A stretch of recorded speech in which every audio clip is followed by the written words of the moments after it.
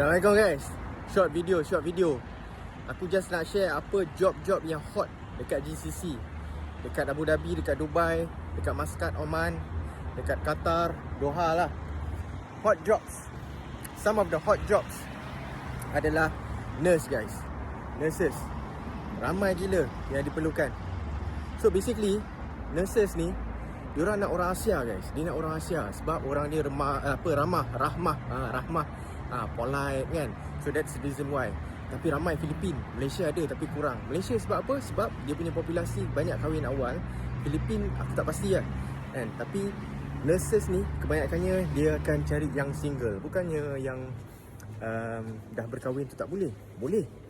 Tapi cumanya nanti diorang nak pindah dekat sini, komitmen tu dah tinggi lah. Sebab gaji nurses baru dalam kalau yang aku tahulah dalam 1,400 1,500 rial. So di dalam 14,000 hingga 15,000 ringgit macam tu lah. Dia tak ada cukai.